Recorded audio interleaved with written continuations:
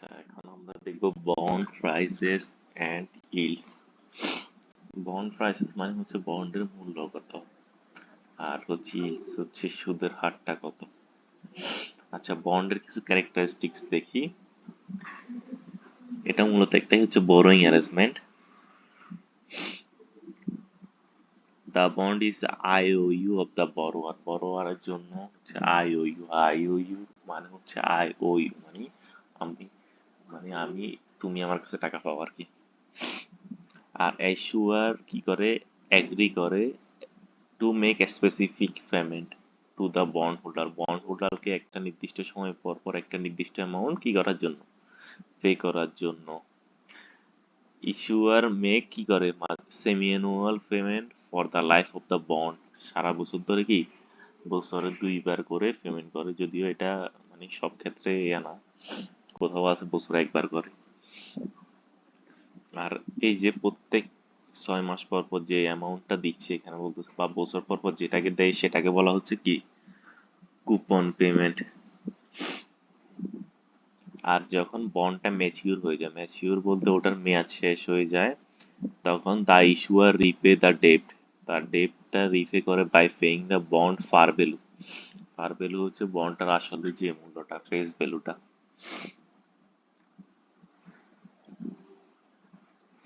তারপরে the coupon rate. Coupon rate হচ্ছে of the bond determine the interest payment. Bond থেকে যে প্রত্যেকটা সময় পর পর বা প্রত্যেকটা 6 মাস বা বছর পর পর যে ইন্টারেস্ট পেমেন্টটা দেওয়া হয় সেটা হচ্ছে কি কুপন পেমেন্ট, বা সেটা রেটটা হচ্ছে কুপন রেট। এই যে সাপোজ একটা বন্ড যেটার ফার ভ্যালু হচ্ছে 1,000, মানে ফেস ভ্যালু হচ্ছে 1,000, কুপন রেট 8%, আর এটা এখন বিক্রি হয়েছে 1,000 টাকা। এখন বন্ড হোল্ডার যেহেতু কুপন রেট 8%, তাহলে তাকে বার্ষিক কত টাকা করে দিতে হবে? 1,000 টাকার 8% হচ্ছে 80 টাকা। 80 টাকা পার ইয়ার। এখন যদি বছরে সেমি অ্যানুয়াল পেমেন্ট হয় তাহলে বছরে দিবে কত টাকা? 40 টাকা। প্রত্যেকবার দুইবার দিবে 80 টাকা। আর এটা কতদিন দিবে?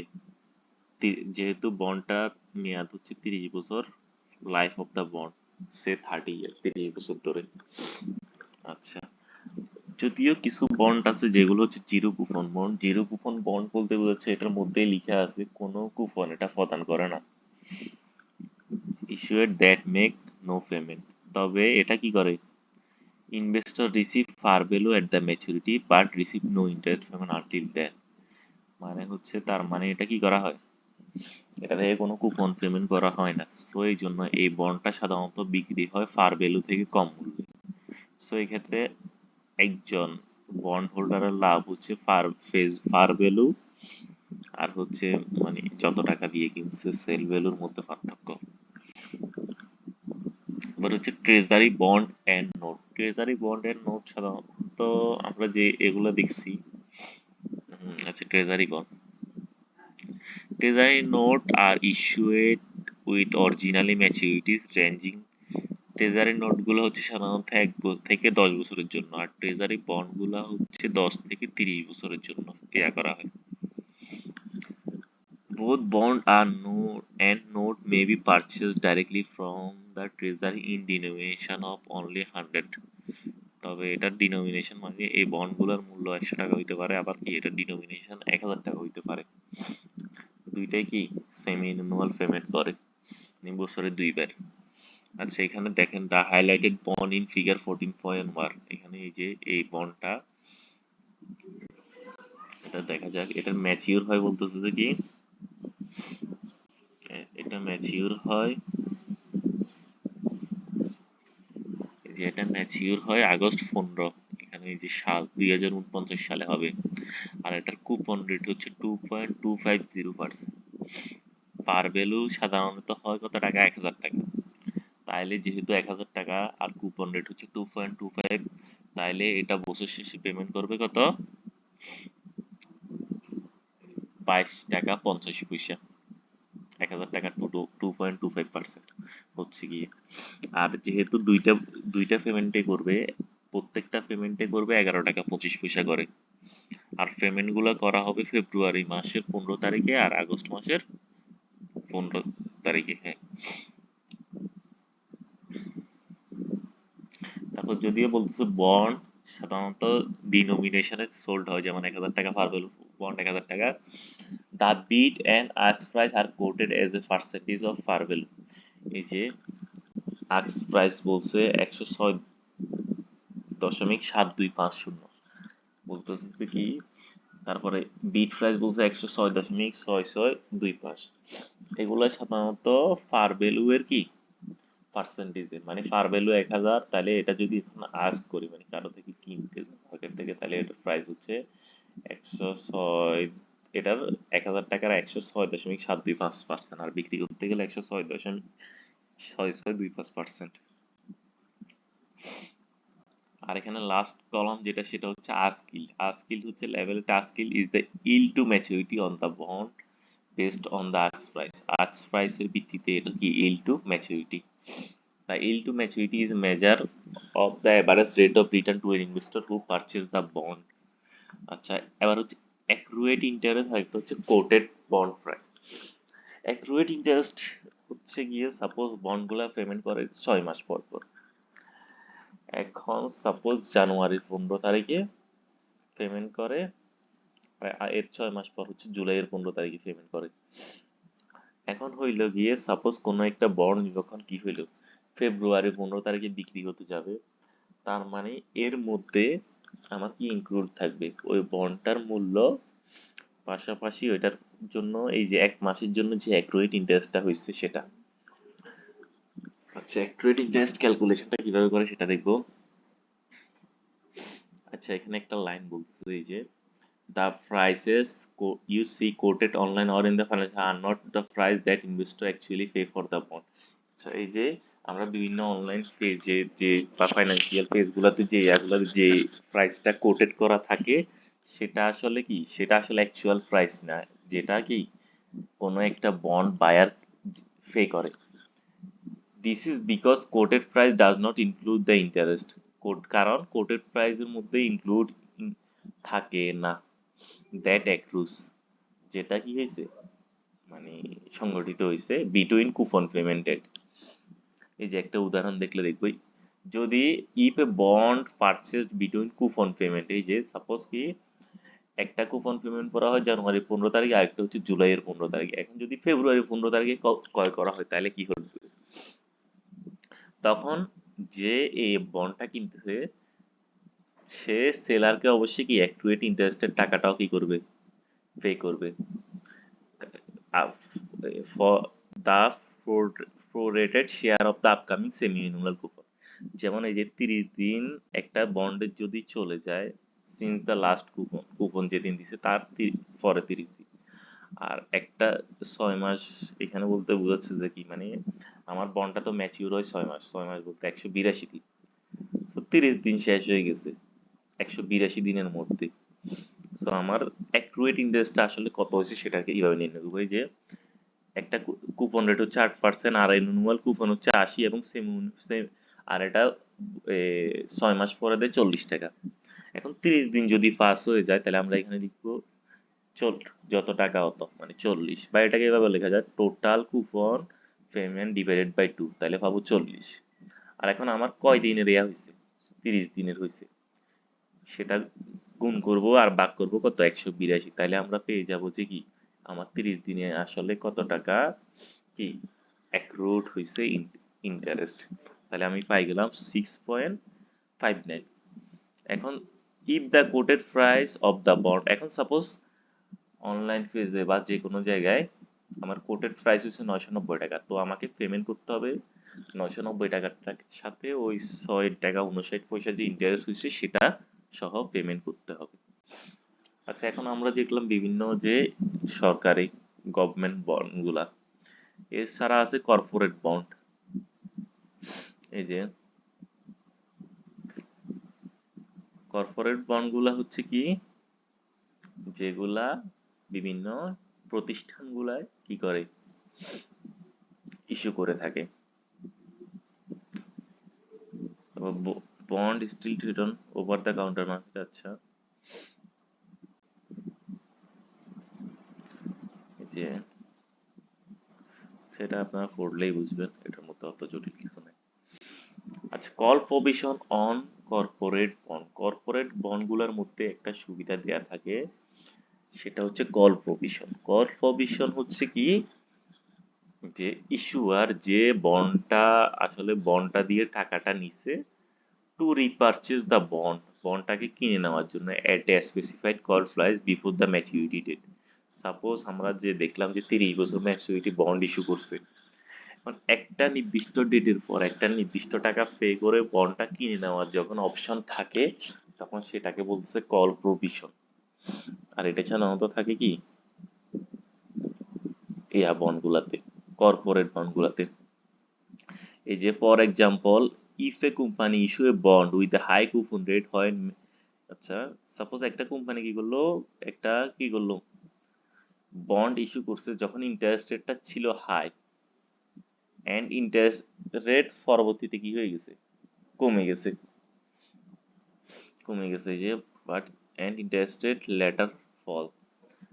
এখন তা firm like to retire the high coupon bond, এখন বন্ড যেটা হাই কুপন রেটে কিনে ফেলেছে, এখন তাকে তো তাহলে বেশি বেশি টাকা পেমেন্ট করতে হচ্ছে। এখন সে তাহলে কি চাইবে, ওই বন্ডটাকে কি করে দিতে, বাতিল করে নতুন বন্ড ইস্যু করতে at a lower coupon to reduce interest payment. এতে এর ফলে তার কি হবে, ইন্টারেস্ট পেমেন্টটা কমে যাবে, আর এটাকে বলতেছে কি রিফান্ডিং। আচ্ছা, কলেবল বন্ড এই অপশনটা দিয়ে থাকে আর কি, call protection and initial timing during when the bond are not callable।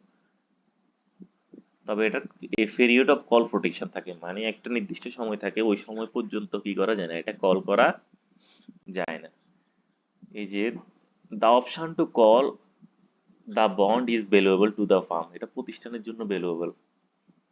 কারণ কি, এটা কি কম ইন্টারেস্ট রেটে এটা আবার বাইব্যাক করার সুযোগ দিচ্ছে, যেহেতু the farm benefit is the bond holder burden. এই যে এখানে ফার্মের বেনিফিট হচ্ছে, কিন্তু লস হচ্ছে কার, যে বন্ডটা হোল্ড করতেছে বা কিনছে সে। এই জন্য কি করতে হয়, এইসব বন্ডের ক্ষেত্রে অ্যাট্রাকটিভ কুপন রেট দিতে হয় on their original investment. As a compensation for their risk, callable bond are issued with higher coupon and promised yield to maturity than non callable bond. মানে নন কলেবল বন্ড থেকে তাইলে কলেবল বন্ডের interest রেটটা বা coupon রেটটা কি থাকে, বেশি থাকে। এবার হচ্ছে কনভার্টিবল বন্ড। কনভার্টিবল বন্ড হচ্ছে যে সকল বন্ডের মধ্যে একটা অপশন থাকে যে বন্ডটাকে শেয়ারে রূপান্তর করার। তবে এক্ষেত্রে আগে থেকে নির্দিষ্ট থাকে যে একটা বন্ডকে কয়টা শেয়ারে রূপান্তর করা যাবে। এই যে এখানে বলতেছে কি, সাপোজ এ কনভার্টিবল বন্ড ইস ইস্যু, যেটা বিক্রি হয়েছিল কত টাকায়, 1,000 টাকায়, এটা এখন কনভার্সন করা যাবে কয়টা শেয়ারে, 40টা শেয়ারে।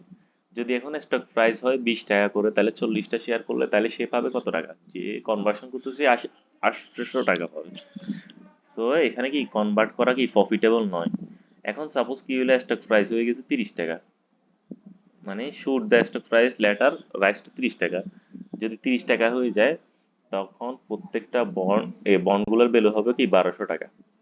এই যে the market conversion value is the current value. আর আচ্ছা কনভার্সন, তাহলে কি যে বন্ড হোল্ডার তার লাভ হবে। কনভার্সন ভ্যালু কি, কনভার্সন ভ্যালু হচ্ছে current value of the share for which the bond may be exchanged, সেটাকে বলতেছে কি কনভার্সন ভ্যালু। এই যে এট দ্য 20 টাকা stock price for example, bond conversion value হচ্ছে 800। আর কনভার্সন প্রিমিয়াম হচ্ছে কি access of bond value over it's conversion value, conversion value থেকে যে এক্সেস টাকাটা পাচ্ছে। সাপোজ এখন কনভার্সন ভ্যালু হচ্ছে 800 টাকা, আর বন্ডটা সেল হচ্ছে 950 টাকা, তাহলে 150 টাকা হচ্ছে কি কনভার্সন প্রিমিয়াম। যে কনভার্টিবল বন্ড হোল্ডার যারা, এটা কার জন্য একটা, যে বন্ড হোল্ডার তার জন্য একটা কি অপশন, তার জন্য এটা একটা বেনিফিট। এই জন্য এগুলা কি লোয়ার কুপন রেট প্রদান করে and yield to maturity than non-convertible bond, non-convertible বন্ডের তুলনায়। আচ্ছা এবার হচ্ছে ফুটেবল বন্ড। ফুটেবল বন্ড হচ্ছে কি, কলেবল বন্ডে কাকে অপশন দিচ্ছে, ইস্যুয়ারকে অপশন দিচ্ছে, যে কি করার জন্য, সে চাইলে কি এই যে সে চাইলে বন্ডটাকে কল করতে পারে, মানে বা বন্ডের ইয়াটা ইয়া করতে পারে। আর ফুটেবল বন্ড হচ্ছে বন্ড হোল্ডারকে অপশন দেয় বন্ডটাকে কি করার জন্য, এক্সটেন্ড করার জন্য।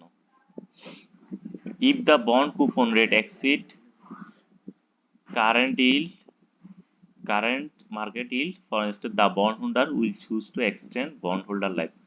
এই যে যদি if the coupon rate exceed the current market yield, তাহলে বন্ড হোল্ডার চাবে যে কি এটা কি এটা চলতে থাকুক। যদি বন্ডের কুপন রেট খুব কম হয় তাহলে সে কি করবে না, এটা আর এক্সটেন্ড করবে না। তাহলে সে কি করবে, তখন তার প্রিন্সিপাল অ্যামাউন্টটা রিক্লেম করবে,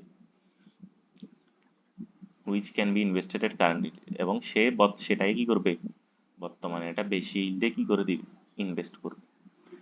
floating rate bond, floating rate বন্ডটা কি করে, মানে এটার রেটটা ইয়া থাকে না, ইন্টারেস্ট পেমেন্টের রেটটা কি থাকে না, ফিক্সড থাকে না।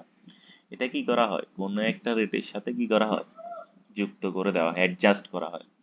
এই যে interest payment tied to some measure of current market rate, for example the rate might be adjusted annually to the current rate treasury bill plus 2%। অর্থাৎ এই যে এই বন্ডের রেটটা কি হবে, ট্রেজারি বিলটির বর্তমানে যে রেট থাকবে তার সাথে এক্সট্রা 2% দিবে। যদি এখন ট্রেজারি বিল রেট হয় কত পার্সেন্ট, 4%, তাহলে কি কুপন রেট দিবে পরবর্তী বছরে কত পার্সেন্ট, 6%। এবার হচ্ছে প্রেফার্ড স্টক। প্রেফার্ড স্টককে একটা বন্ডের মধ্যে নিয়ে আসতেছে, কারণ হচ্ছে কি, আচ্ছা এটা সাধারণত হচ্ছে একটা ইকুইটি, তবে এটা এখানে আনার কারণ হচ্ছে এটার মধ্যে কি, এটা একটা ফিক্সড ইনকামের মধ্যে আসে। এই যে বন্ড গুলো কি করে, ফিক্সড ইনকাম দেয়। তবে এটা কি, আনলাইক বন্ড, মানে বন্ডের সাথে যে জিনিসটা মিলে না, the failure to pay the promise dividend does not result in corporate bankruptcy. এক্ষেত্রে যদি কি করতে পারে না, মানে যখন আনএবল হয়ে যায় বন্ডের টাকাটা পেমেন্ট না করতে, তখন তারা এক্ষেত্রে ব্যাংক্রাপ্টসিতে যায় না।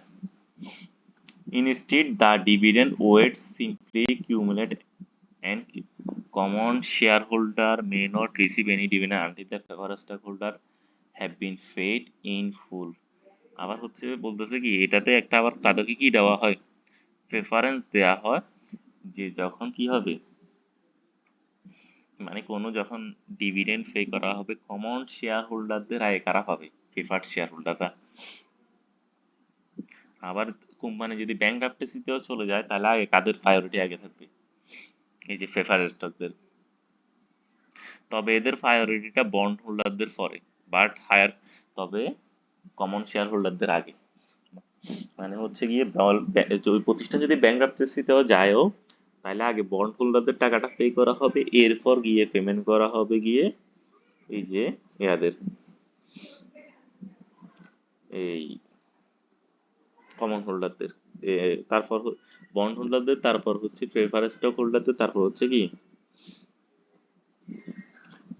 তারপর হচ্ছে কি কমন শেয়ার হোল্ডারদের। প্রেফার্ড স্টক সাধারণত কি করা হয়, একটা ফিক্সড ডিভিডেন্ড পে করে।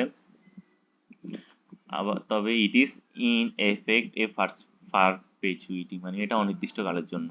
Providing a level cash flow indefinitely in construct floating rate preferred stock is much like floating rate bond. আবার ফ্লোটিং রেটের বন্ডের মতো কি ফ্লোটিং রেটের প্রেফারেন্স স্টক আছে, যেটা ওই কি, সাপোজ ট্রেজারি বিল রেটের সাথে 2% যোগ করে কি করলো, তাকে পেমেন্ট করা হইলো। এই যে the dividend rate is linked to a measure of current market interest rate and is adjusted at regular interval। Current market, এই যে ফ্লোটিং এর ক্ষেত্রে কারেন্ট মার্কেট ইন্টারেস্ট রেটের সাথে কি করা হয়, রেগুলারলি অ্যাডজাস্ট করা হয়।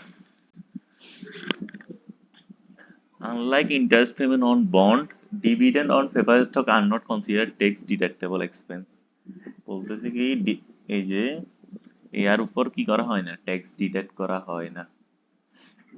Are not considered tax deductible expense, মানে হচ্ছে ডিভিডেন্ডের টাকা বাদ দেওয়ার পর সেটার উপর ট্যাক্স ধরা হয়, কিন্তু ফেভার স্টকের টাকা বাদ দিয়ে তার উপর ট্যাক্স ধরা হয় না। দিস রিডিউস দেয়ার অ্যাট্রাকটিভনেস, এর ফলে কি এটা একটু কম attractive as a source of capital for issuing ফার্মের জন্য। অন্যদিকে favour stock offer and offsetting tax tax advantage, তবে এটা কি একটা ট্যাক্স অ্যাডভান্টেজ প্রদান করে। এই যে when one corporation buy the preferred stock of another, যখন একটা কোম্পানি অন্য কোম্পানির প্রেফার স্টক কিনবে, it pay tax only 50% of the dividend receive, এর 50% ডিভিডেন্ডের উপর কি দিবে, ট্যাক্স দিবে।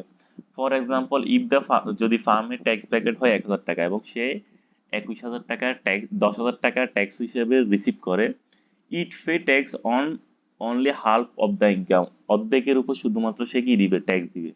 এই যে টোটাল ট্যাক্স হবে তখন কত, এই যে অর্ধেক হচ্ছে 5,000 টাকা, 5,000 উপর হচ্ছে 21% হচ্ছে 1,050 টাকা। The firm effective tax rate on preferred dividend is thereby only 10.5%. Given the tax rule, it is not surprising that most preferred stock is held by corporation. আচ্ছা, আদার ডোমেস্টিক ইস্যুয়ার বলতে বোঝাচ্ছে মানে একটা দেশের মধ্যে অন্যান্য যারা, এতক্ষণ তো আমরা দেখলাম কর্পোরেট বন্ডগুলো, এখন অন্যান্য যারা কি ইয়াগুলা ইস্যু করে, সেটা যে এগুলা আপনারা পড়ে নিবেন। এবার হচ্ছে ইন্টারন্যাশনাল বন্ড। আচ্ছা, ঠিক আছে।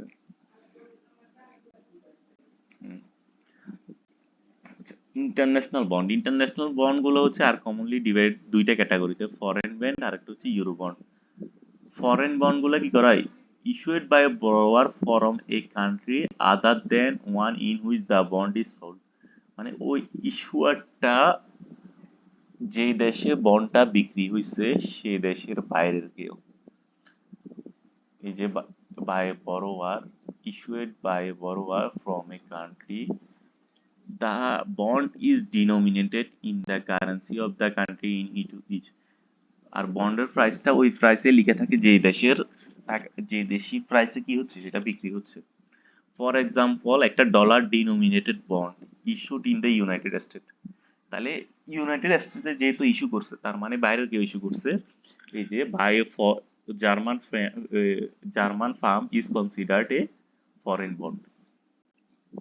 এগুলাকে কালারফুল নেম দেওয়া হয় ওই দেশের কান্ট্রির নামের উপর। এই যে এরকম আছে ইয়েন ডোমিনেটেড বন্ড, যেটা হচ্ছে কি জাপানে ইয়া করা হয়, নন জাপানিজ যারা সামুরাই বন্ড। আবার ইয়েন ডোমিনেটেড বন্ডকে সামুরাই বন্ড বলে। British pound dominated foreign bond, যেটা ইউনাইটেড কিংডমে বিক্রি হয়, এটাকে বলা হয় বালডক বন্ড। ফরেন বন্ডের বিপরীতে আছে একটা ইউরো বন্ড, আর denominated in one currency, usually that of the issuer. আর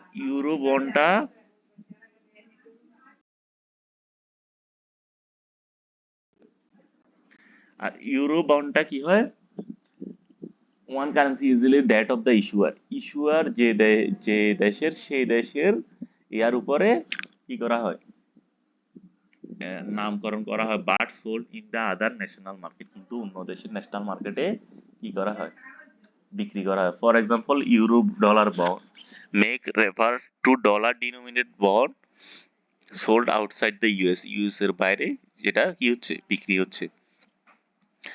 এই যে তাহলে আগেরটা বিক্রি হয় এমন যে দেশে বিক্রি হয় সে দেশের নামের উপর, তবে বিক্রিটা করে কি অন্য দেশিরা। আর ইউরো বন্ড হচ্ছে কি ইস্যুয়ারের দেশের ইয়ার উপরে, তবে সোল্ড হয় অন্য দেশে আর কি, মানে দুইটার বিপরীত। আচ্ছা,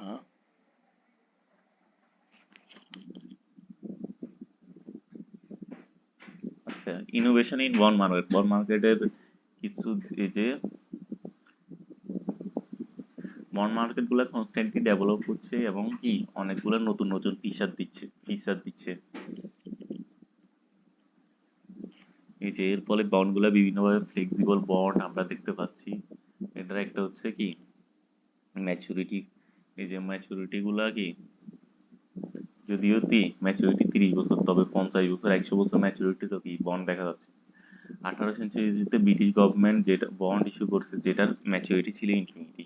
ইনভার্স ফ্লোটার হচ্ছে কি similar to the floating rate bond we described earlier. accept that the coupon rate on this bond fall when the general level of interest rate rise. আগেরটাতে ছিল ইন্টারেস্ট রেট বাড়লে কুপন রেটটাও কি বাড়ায় এরকম expect করে, কিন্তু এটাতে হচ্ছে কি ইন্টারেস্ট রেট রাইজ করলে কুপন রেট ফল করবে। Investor in this bond suffer doubly, যখন প্রাইস ইন্টারেস্ট রেটটা বৃদ্ধি পাই যায় তখন কি যারা ইনভেস্ট করতেছে তারা সাফার করে, আবার ইন্টারেস্ট রেট ফল করলে তারা কি ডাবলি কি হয় বেনিফিট হয়ে যায়। কারণ কি মানে এটা ঘটনাটাই উল্টা। অ্যাসেট ব্যাক বন্ড, এই যে ইস্যুড বন্ড যেটার কুপন রেট আবার যুক্ত থাকে ফাইন্যান্সিয়াল পারফরমেন্স অফ দ্য ফার্মের ফাইন্যান্সিয়াল পারফরমেন্সের সাথে যুক্ত থাকলে। এই যে টেসলা বন্ড ইস্যু করছে with payment back by revenue generate by leases of its model S and model X car. মানে হচ্ছে গিয়ে আগে বাকি আমরা তো বন্ডগুলোতে দেখছি কি বন্ডগুলোর পেমেন্ট ওই প্রতিষ্ঠানের পারফরমেন্সের সাথে জড়িত না, প্রতিষ্ঠান পারফর্ম যেমন করুক না কেন বন্ড এর টাকাটা পে করতে হবে।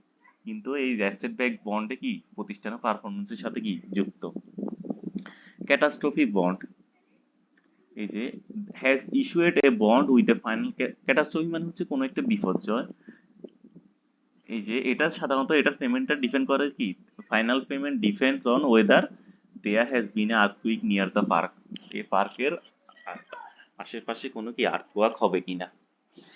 এই যে ফিফা এরকম একটা ইয়া করছে যে that would have been halted if terrorism had forced the cancellation of the World Cup. যদি টেরোরিজমের কারণে কি হয় ওয়ার্ল্ড কাপ বন্ধ হয়ে যায় তাহলে কি এটা পেমেন্ট করা হবে। আচ্ছা ইন্ডেক্সড বন্ড, ইন্ডেক্স বন্ড হচ্ছে কি এই যে ইন্ডেক্স বন্ড গুলার কি পেমেন্ট ট্রাই করা হয় কিসের সাথে জেনারেল প্রাইস ইন্ডেক্সের সাথে অথবা সিপিআই কনজিউমার প্রাইস ইন্ডেক্সের সাথে। এই যে মেক্সিকো এরকম একটা বন্ড ইস্যু করছে যেটার পেমেন্ট ডিপেন্ড করে কি অয়েল প্রাইসের উপর। আচ্ছা এটা কেমন এখন, আচ্ছা আরেকটু পড়ি। The US treasury started issue such inflation indexed bond in 1997, ইনফ্লেশনের সাথে কি যেটা যুক্ত। আচ্ছা এই যে এগুলোকে বলা হয় ট্রেজারি ইনফ্লেশন প্রোটেক্টেড সিকিউরিটিজ, মানে হচ্ছে গিয়ে ইনফ্লেশন থেকে এই ধরনের বন্ড তার মানে কি দিচ্ছে প্রোটেকশন দিচ্ছে। কারণ কি ইনফ্লেশন কারণে আমাদের প্রোডাক্টের প্রাইস যদিও বৃদ্ধি পায় তবুও এটা তার রিয়েল যে রেটটা আমাদেরকে কি প্রদান করবে। সাপোজ একটা বন্ড যেটা ম্যাচুরিটি 3 বছর কুপন রেট হচ্ছে 4%, will simply assume the bank, আর ব্যাংক এটা কি অ্যানুয়াল পেমেন্ট করে। আর ইনফ্লেশন যদি হয় কত পার্সেন্ট, যদি হয় প্রথম বছর 2%, তার বছর 3, তার পরের বছর 3 বছর 3%, তার বছর পর 1, তার পরের বছর 1%, তখন কি হবে এই যে because inflation over the year was 2%, the value of the bond increases। এই যে যেহেতু এই যে প্রথম বছর ইনফ্লেশন 2% হয়ে যায় তার মানে প্রথম বছর শেষে আমার ইয়ার ভ্যালুটা হয়ে যাবে কত, বন্ডের ফার ভ্যালুটা 1000 ছিল কিন্তু 2% ইনফ্লেশনের কারণে এটা হয়ে গেছে কত 2% বেড়ে যাবে। আর আমাকে কুপন পেমেন্ট করা হবে ওই 2% বেশি টাকার উপর, তারপর বছরে 3% বেশির উপর, তারপর বছর 4% বেশির উপর। আচ্ছা এই যে এখানে প্রথম বছর 2%, আমার বন্ডটা বছরের শুরুতে ছিল 1000, হয়ে গেছে কত তার মানে 1020 এক বছর পর। আর 1020 টাকার উপর আমার কুপন পেমেন্ট হচ্ছে 4%, 40 টাকা 80 পয়সা, তো আমাকে দিবে 40 টাকা 80 পয়সা। তারপর দ্বিতীয় বছর শেষে আমার এটা আবার কত বৃদ্ধি হয়ে গেছে 3%, 1020 থেকে আবার সাথে আবার যদি 3% অ্যাড করি তাহলে হয় 1050.60, এটার উপর 4% করলে হয় 4202। তারপর বছর আবার বৃদ্ধি পেয়ে গেছে 1%, তখন হয়ে গেছে 1061.11 টাকা, আর এটার উপর 4% করলে 42.44 টাকা। আর আমরা জানি যে নমিনাল রিটার্ন নির্ণয় করা যায় কিভাবে, ইন্টারেস্টের সাথে আমরা যোগ করি কি প্রাইস অ্যাপ্রিসিয়েশন, মানে প্রাইস কত টাকা বৃদ্ধি পাইছে। আর নমিনাল রিটার্ন তো আমরা জানি, আচ্ছা নমিনাল রিটার্ন নিয়ে পরে আবার বলবো।